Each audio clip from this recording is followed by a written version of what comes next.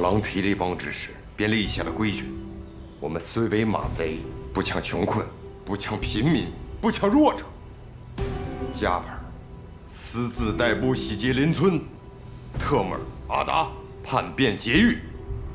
你们3个人以狼蹄帮规处置，当众问斩。加帕尔并非怕死之辈，要杀要剐，绝无怨怼。但是我这2个部下，阿达、特木尔，他们是狼蹄帮最英勇的战士。望狼王念其初犯，放他们一条生路。三当家，不用为我们求情，既然做了，就不后悔。加帕尔私自率部去抢劫像月泉村一样穷苦的百姓，你们只是玷污了捐毒的血统。待将来复国大业有成，这会是耻辱的一笔。狼王，你还在做复国梦呢？什么意思？20年的劫掠生涯，你还没意识到吗？我们早就是彻头彻尾的马贼了。哎呀，就是。放下你高贵的王室身段，认清现实吧。你睁眼看看这里的人，他们早已受尽苦难，为的是吃饱穿暖活下去，并不是什么复国。放屁！我当马贼就是为了复国2字。男子汉顶天立地，岂能只为温饱而苟活？那同蝼蚁草芥有何区别？大家放心，总有一日我会重建捐都，会让大家过上安稳富足的日子。说的对，就是。你这般自甘堕落，不配当我们捐都人。秃鹫听令，在。拖出去，斩了他们3个的脑袋。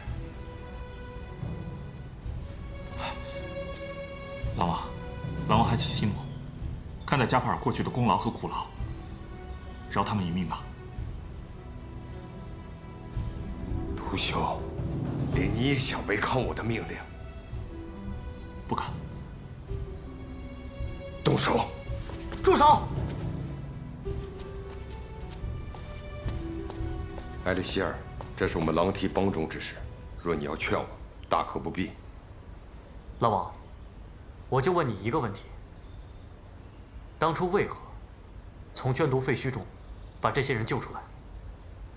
他们都是我捐毒族人，我不能见死不救。救出族人是为了让他们活下去，可现在呢？你却想要他们的性命。我不是没有给过他们机会。加帕尔固然有错，但罪不至死。他跟你一样，所做一切都是为了捐毒族民。家不可一日无归，国不可一日无虑。倘若我今日放过他们3个，他日我还有何立场统领狼蹄帮复兴捐毒国呢？中原有句话：道不同，各从其志。人的想法是会改变的。当初和你一心的那个人，现在也许找到了新的志向，倒不如你放他们离开这儿，让留在你身边的人心甘情愿。你起来吧。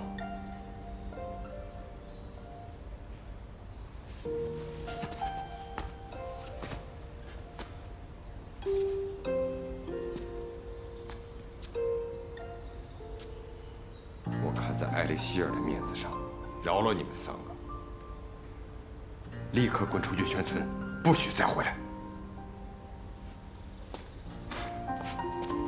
等等，你们3个，从今往后如果胆敢再恃强凌弱，劫掠平民，休怪我手下不留情。欠你的，我会还你。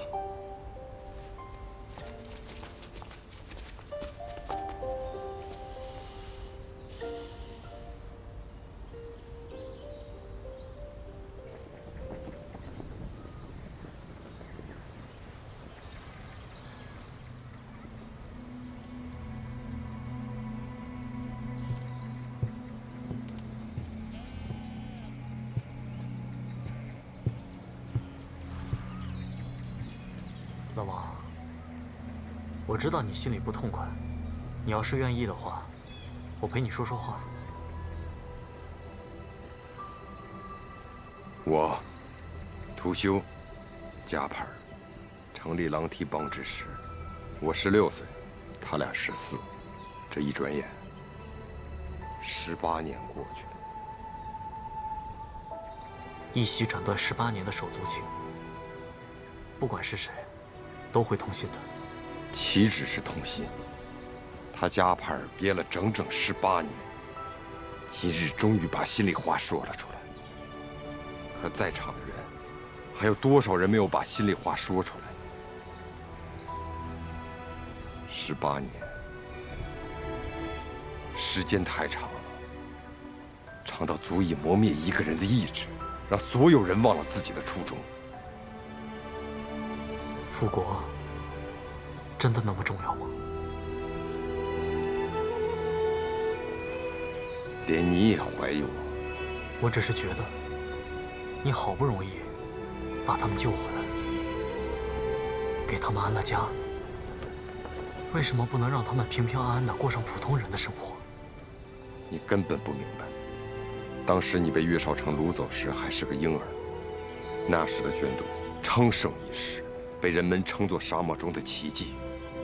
如果你有幸亲眼看见的话，也会和我一样，绝不甘心让他被世人所遗忘，紧紧埋在这黄沙之下。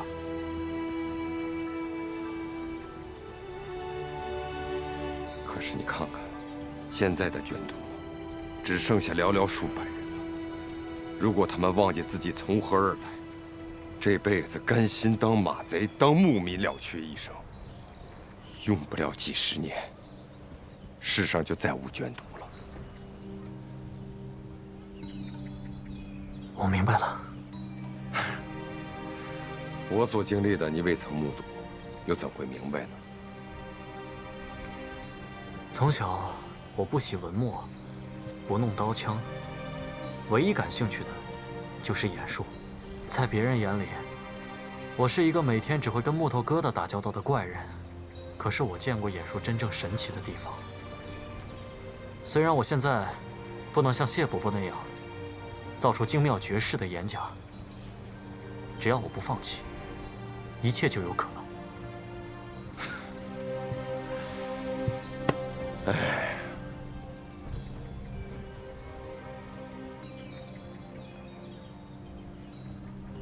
老王啊，我能不能问你一个问题啊？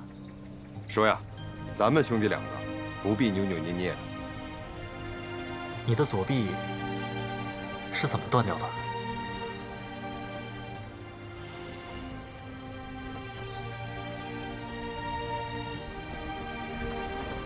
？20年前，就是那岳少成兵临城下，我身在城外猎场，因此逃过一劫。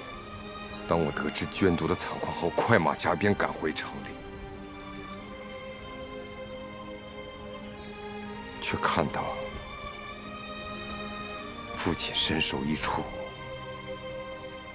母亲殉情而死。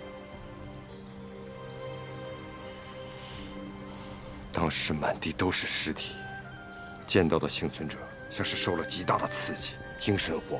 我跨过一个一个死人，直奔王府废墟。你是去找我吗？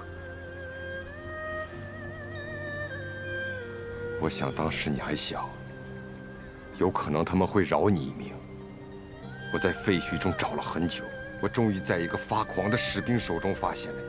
然后呢？然后我不顾一切想把你从他手中抢回来，但是那个发狂的士兵力大无穷，见人就砍。你的胳膊就是被他砍下的吗？他一刀砍下来，我就晕倒了。等我醒来后，左臂就断了，你也不见了。原来你没了左臂，是为了我。当时我以为你遭了难，所以在这20年里，我日日都恨自己无能，我恨自己没能力救下你。可谁成想，是他岳少成掳走了你，狼王，我……行了，这都是过去的事儿，不要再提了。我要感谢爹娘在天之灵的保佑，让我们兄弟二人还可以团聚。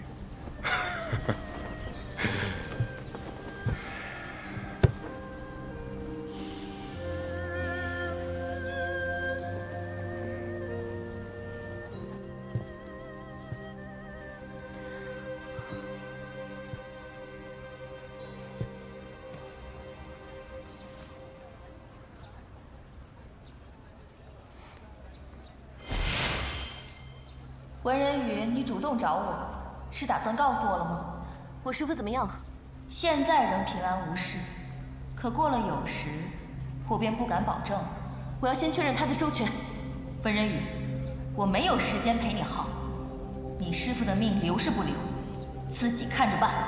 我说了，我要先确认他的周全。灵真祭司，你若现在关了水镜，便别想从我口中得到你想要的消息。我的意思是，我们见面。怎么，想跟我谈条件？你们行事诡异，视人命如草芥，我信不过。你打算如何见面？捐毒遗址西侧的枯树林，你把我师父带来。见到师父，我便告诉你他们的下落。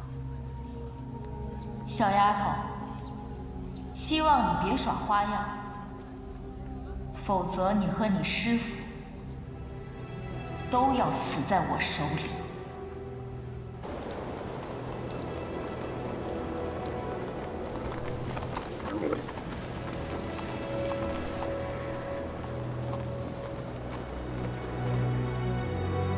狼王，狼王，有一支商队正经过我们的地盘。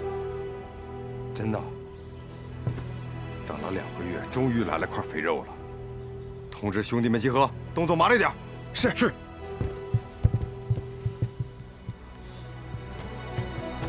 狼王，你们先去准备，我马上就来。怎么了？你们这是去哪儿啊？这不2个月了吗？终于来块肥肉，准备把它拿回来。肥肉？你们该不是去打劫吧？是不是打劫？跟我去看看不就知道了。哎，走了。蹲下，别动，小心点啊！这回这师傅还不错，有别动。兄弟们，手脚都麻利些，早点锤子，就吃了。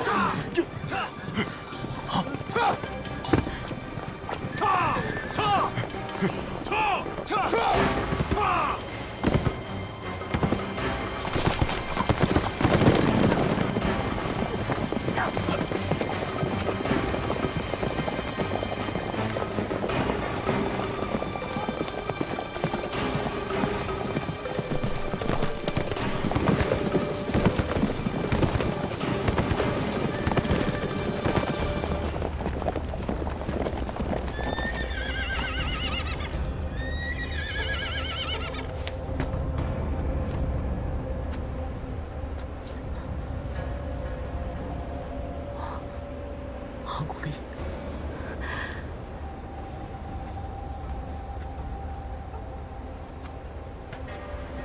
张木纳，你好大的胆子，敢来我们狼蹄的地盘抢东西！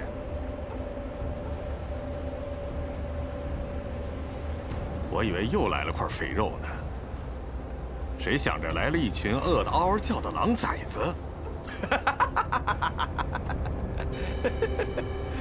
睁开你们的狗眼，看清楚了，你们脚下踩的是狼蹄的地盘，别坏了规矩。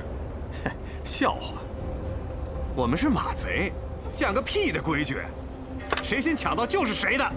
好啊，那我就替你爹娘好好教教你。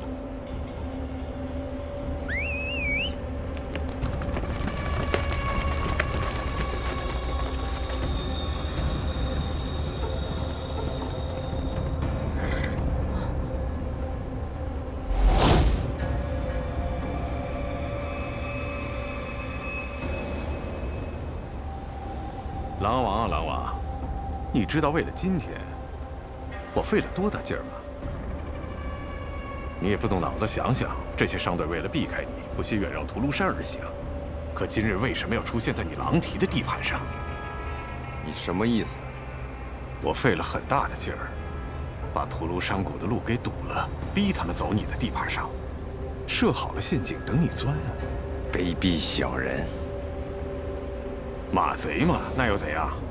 从今天开始，西域沙漠上不再有你们狼蹄，只有我们鹰骑。放箭！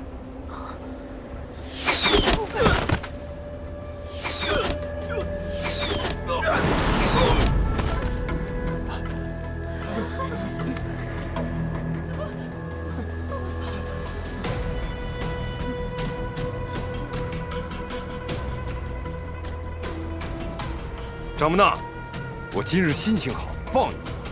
识相的，带着你的人滚！老王，你觉得你有把握吗？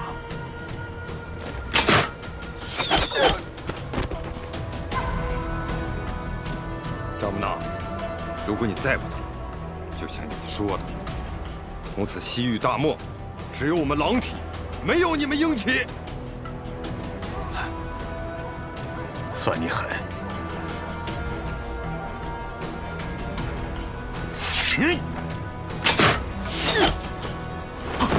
大当家的，大当家的，大当家的！怎么样，二当家的，你想跟他一样吗？这笔账我记下了，老王，咱们来日方长，我等着你。撤！撤！撤！撤！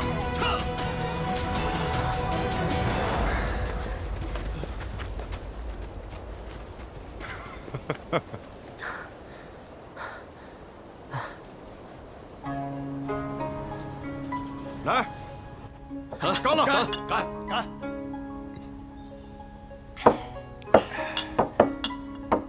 来，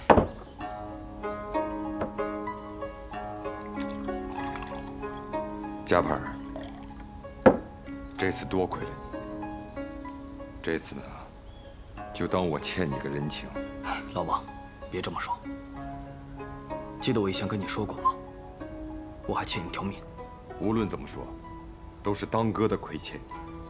既然是兄弟，还有什么事情是过不去的？来，干！对了，韩古烈，这次怎么没有碰见阿里木老爹？哦，阿里木老爹得了风寒，所以这次买卖也没有参加。我们选错了路，也不知道为什么就遇上了鹰骑。不知道为什么遇上鹰骑，啊？要不是鹰骑把所有的路都堵上了，你几个月没来我们狼蹄地盘了。这次是看在我弟弟的面子上，如果下次，狼王特地赶过来，不是为了打劫，而是为了从鹰骑手里面救人的。啊？哦，早听说过西域狼王慷慨仗义、劫富济贫。哦，不对，应该是路见不平拔刀相助。今日一见，果然名不虚传。我这次呢来西域，就是为助狼蹄改头换面。从今天开始，狼蹄不再劫掠，而是改成护送商队营生。等，埃里希尔殿下，你的意思是说，我们狼蹄从今往后，不再掠夺商旅，还是去保护商旅？对，没错。哎，你说清楚点，我没明白什么意思。老王，中原人有句话，树挪死，人挪活。如果遇到问题还不变通的话，就只有死路一条了。哎，你看啊，我也知道，这个当马贼不是正经营生。我自己一个人怎么都好说，可月泉村这么多老弱妇孺，如果断了这个营生，那粮食怎么解决啊？老王，若是当马贼行得通的话，你和加帕尔还会有矛盾吗？这不是一回事儿。西域马贼帮派众多，正是因为帮派多，所以过往的商旅越来越少。现在还能为继，可再过个3、5年呢？狼蹄在西域赫赫有名，消息传开了，就会有商旅自己找上门来，到时候族人衣食无忧，你们也不用再拼命去夺财了。大王，你若想光明正大的光复卷土，眼下正是个好机会。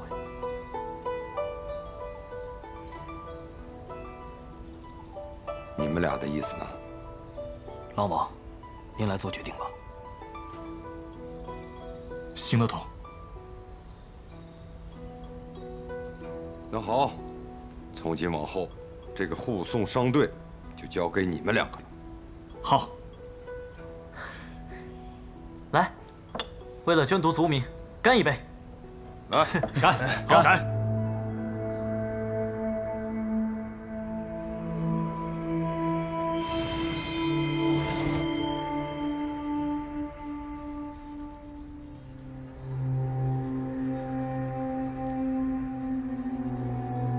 昭明乃是天皇伏羲下令所铸神剑，具大异能，可斩断世间一切的灵力流动。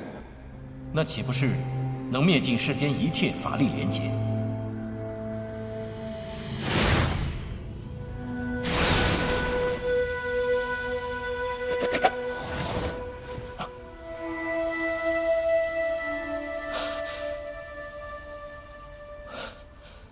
果真如此，昭明剑真能斩断世间一切灵力连结。想不到当年我已经找到了除掉丽莹的办法。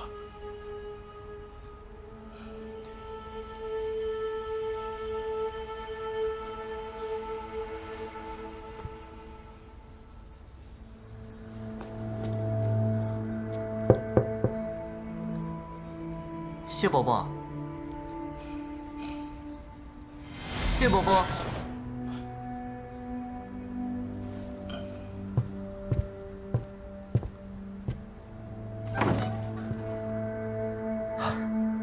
谢伯伯，我没有打扰到你休息吧？哈，无妨。有事找我？啊，有样东西想给你看一下。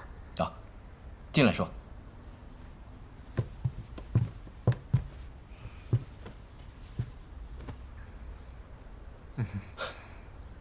怎么吞吞吐吐的？谢伯伯，你看。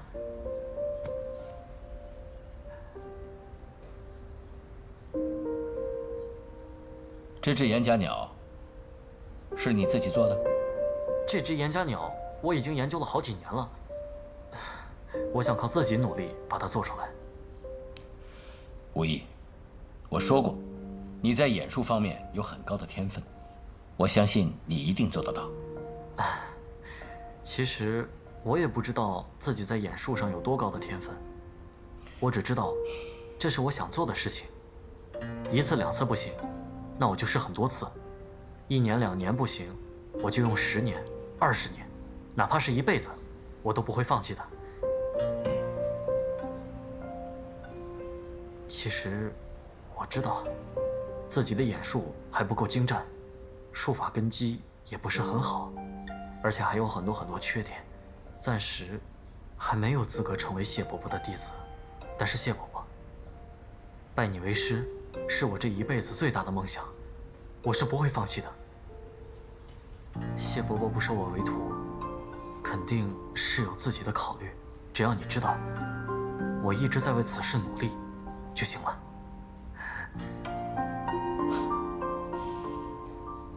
或许你我之间的缘分，不只是同路而行那么简单。谢伯伯，你因我而成演师，又学了我的演术。你自己也说过，我与你有半世之缘。谢伯伯，你是肯收我为徒了吗？我能不能收你为徒，就要看你自己有没有这个天分了。看我自己。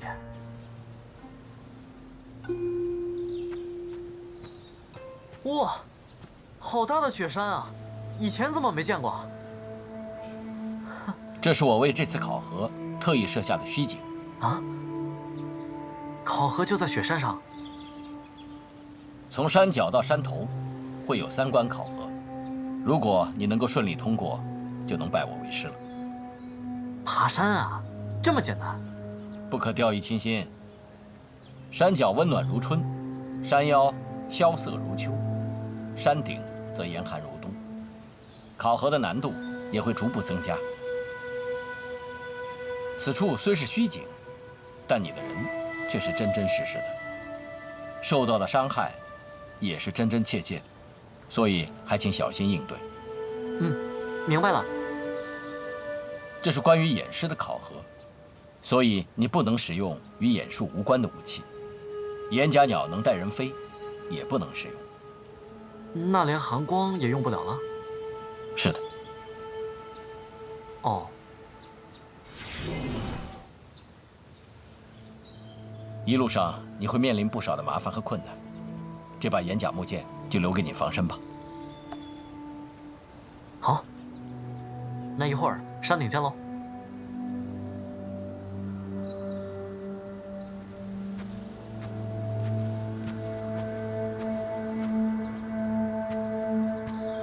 这是哪儿？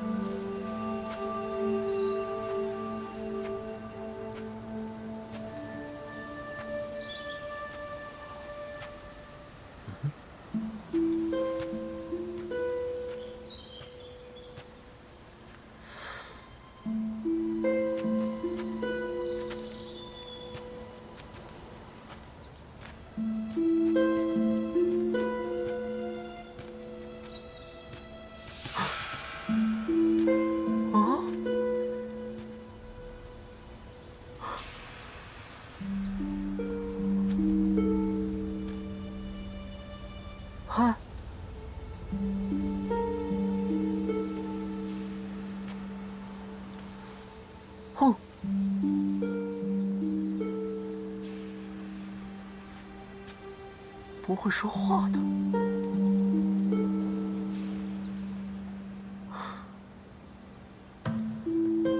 该不会是谢伯伯给我设置的难关吧？哼，看来今天不打败你，我是过不去了。哟，还会学我动作呀？哼，试试我的招式吧。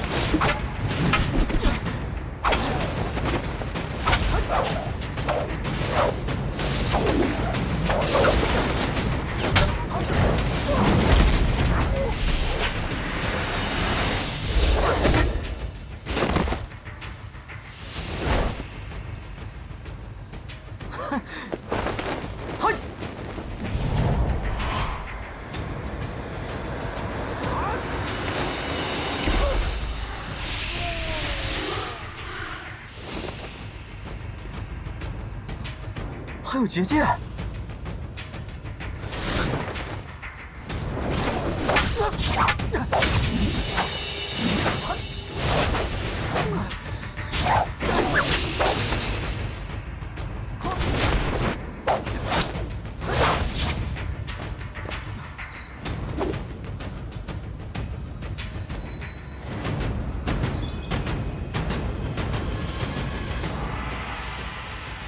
可恶！无论出什么招，他都能马上学会，受了伤还不会流血，该怎么打？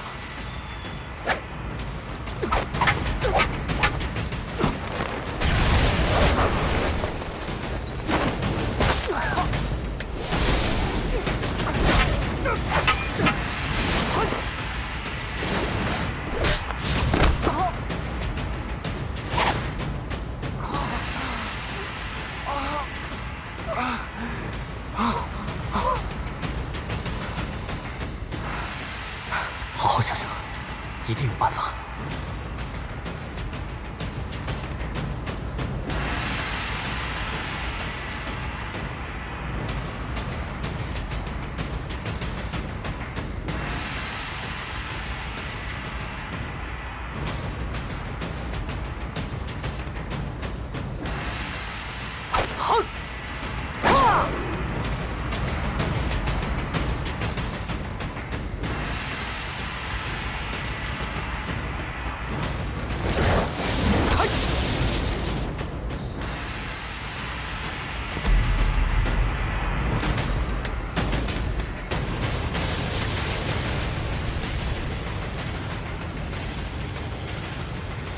想不到吧？结界啊，是由灵力和磁场编织的一张大网，黑磁石可以干扰磁场，从而破坏灵力流动的稳定性。就算你能模仿我的动作，模仿我的招式，但是你没有我聪明。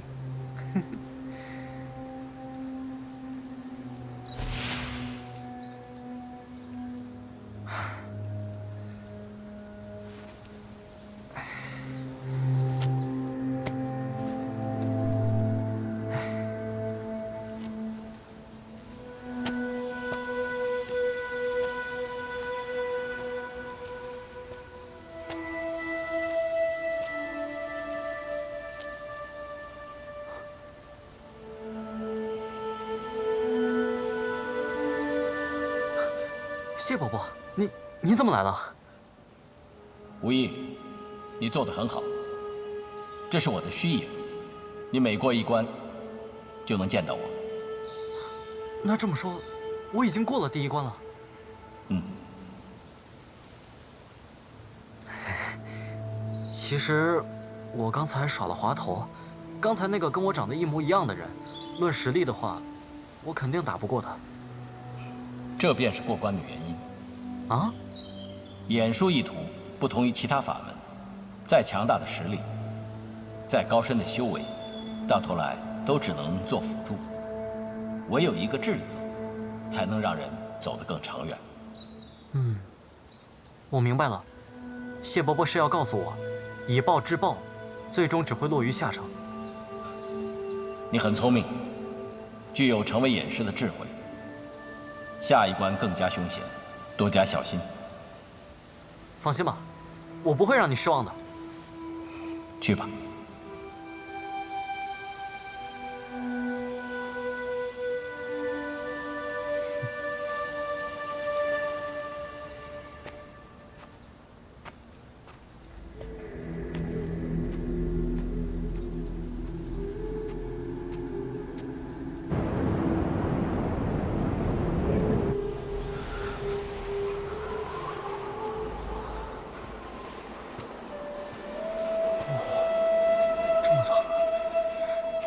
谢伯伯第二关，不会是想考验我的御寒能力吧？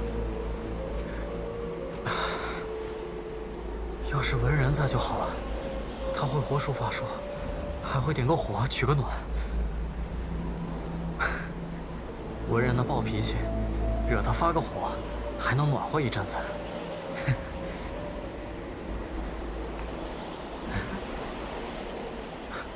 金刚。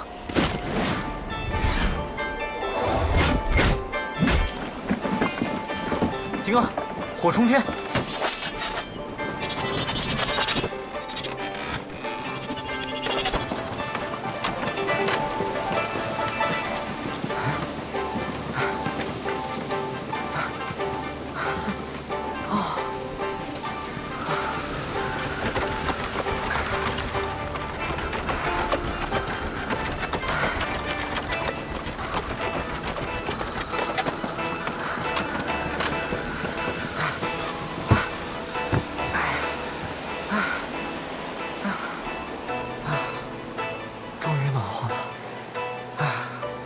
还是我的金刚好，啊！咱们爷儿俩相依为命啊，金刚！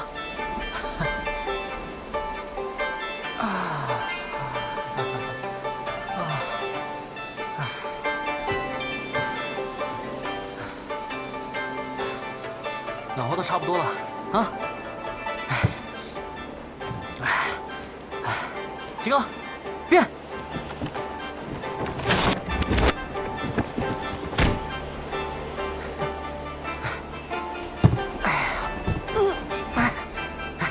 金刚，你好暖和呀，咱们走。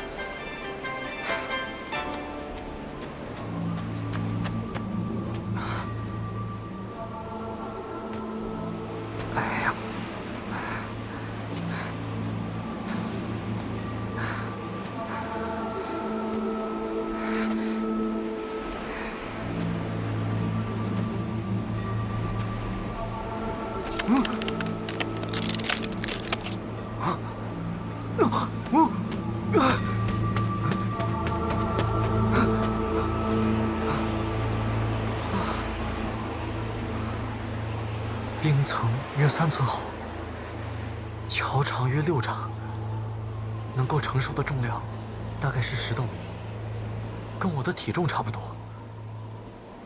可如果带上金刚的话，恐怕就过不去了。谢伯伯说过，这雪山是虚构的，可承受的伤害却是真真实实的。如果不带上金刚的话，恐怕咱们爷儿俩以后就再也见不到了。就算金刚放回岩甲包里，也是一样的重量。金刚，再试一次。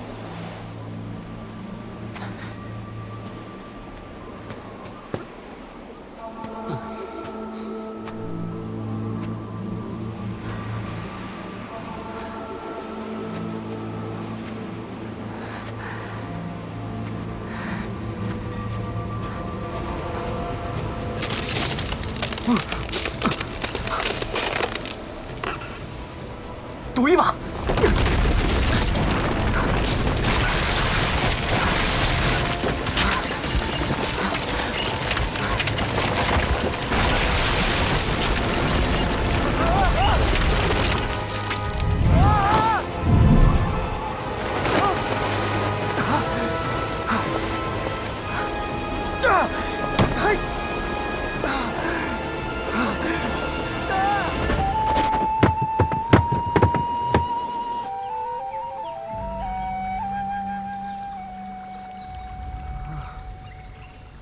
谢伯伯，你醒了？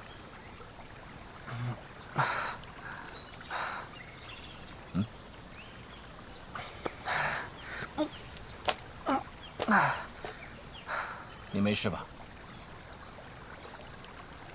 你不是虚影，是真的谢伯伯。难道是谢伯伯救了我？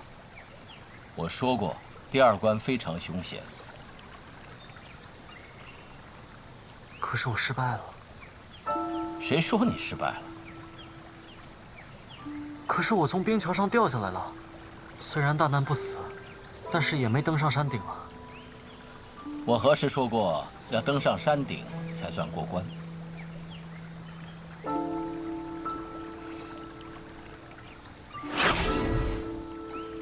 啊，金刚！啊，谢伯伯，谢谢你。金刚陪了我10几年了，要是他被摔坏的话，我会难过死的。无意，其实第2关你无需走过那冰桥，只要有一颗人心就可以了。人心？君子以人存人，仁者爱人。便是在最危险的时刻，不抛弃朋友，不损人利己。眼术可造福于人，也同样是伤人的利器。唯有保持一颗人心，才可以看清心之所向。无论我是否可以闯过第3关，谢伯伯说的这些话，我都会记住的。还有这些道理，无意受益终身。无论怎么了？没信心了？谢伯伯的眼术和见识，都比我强太多了。哦，怎么我对你却很有信心呢？无疑一定会全力以赴的。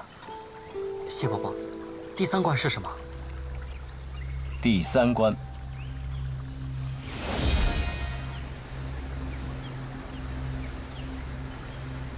你进去看看，不就知道了？